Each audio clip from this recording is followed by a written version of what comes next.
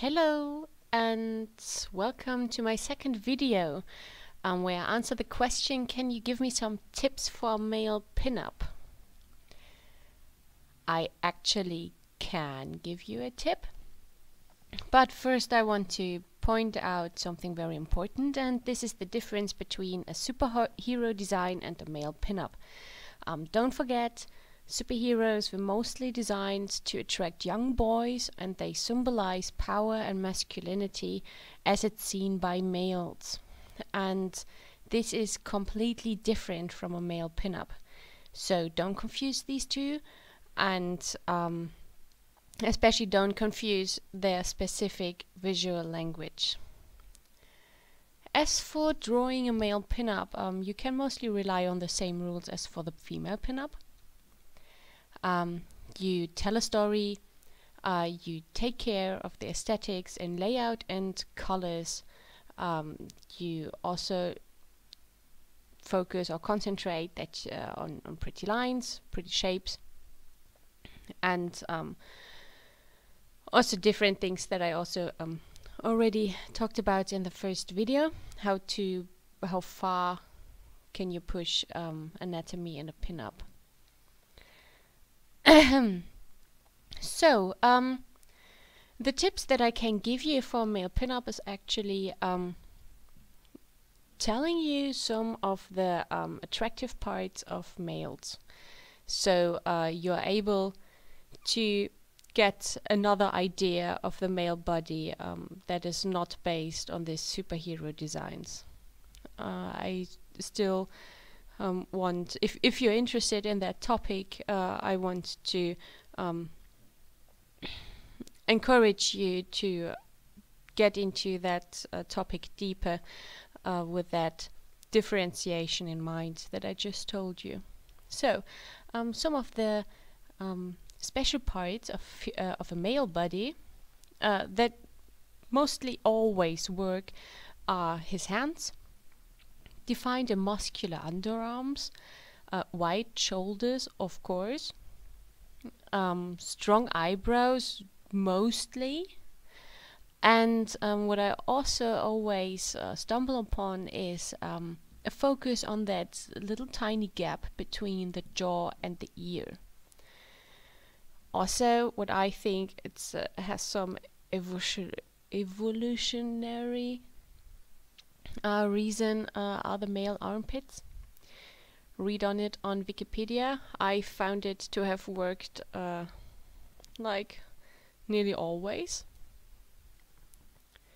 but I'm open for discussions. So these things that I just told you are some of the things that you can write down on a details list, like these are important parts on a male pinup. You should treat these parts very consciously, like show them or expose them or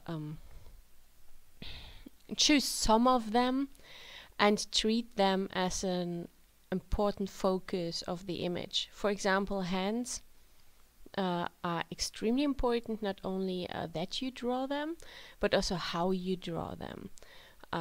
If you draw the hand sloppy or unpretty, you let go of a lot of the quality of the picture in a pinup.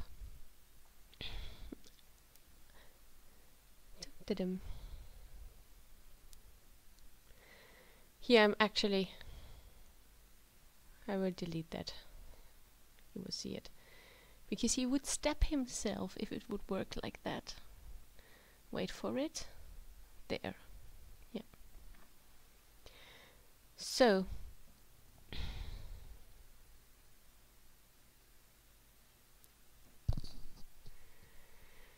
oh yeah.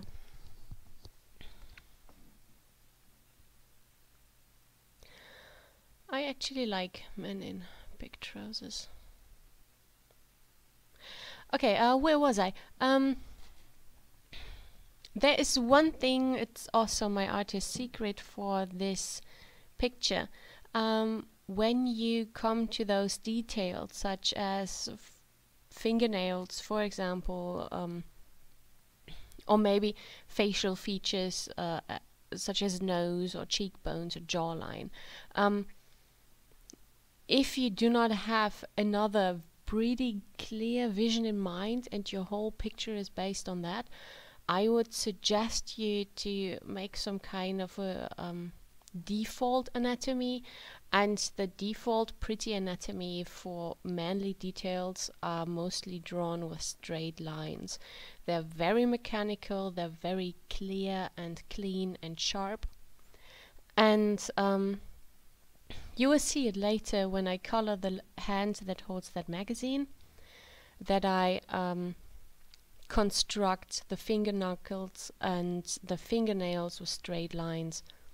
Super important. I even hear that pretty often. Like fingernails in male pinups somehow really should be rectangular. I'm not quite sure why, but some of my female friends actually have a strong reaction on not rectangular fingernails. But I leave that to your taste if you see it different.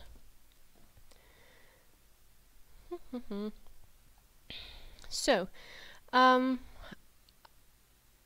I think I will also tell you a little bit about the color scheme.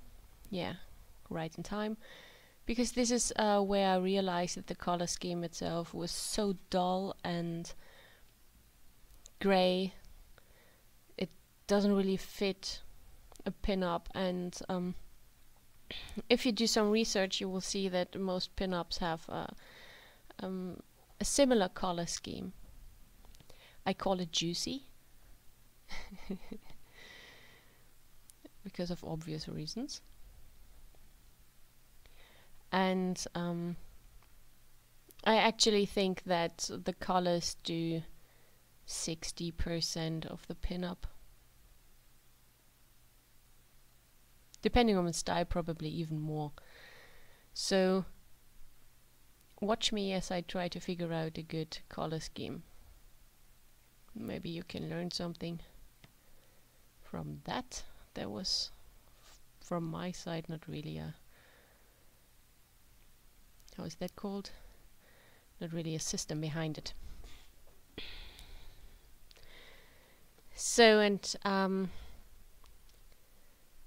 last but not least, I want to just give you a little hint that might be my own taste or my own opinion, but then again, most of the stuff that I say is both. It is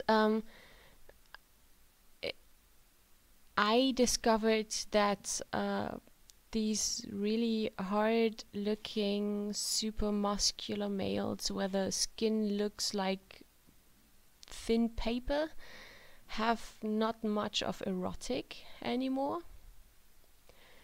They somehow more look like an like a metaphor come to life than a real human being. And I just want to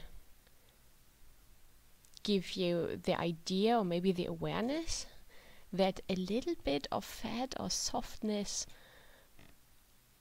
covering the muscles make a lot of erotic. And if that misses, you let go of a lot of it.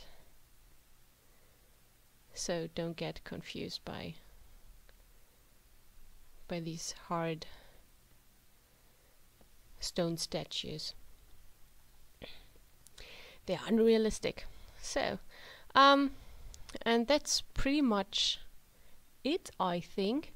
I would just stop here because I will just talk senseless stuff instead. I sadly cannot add any music because I'm not sure about the copyright, but I can suggest you anything by Emancipator, and I hope you had a nice time and will have a nice time while I finish this little guy, and see you next video. Bye bye.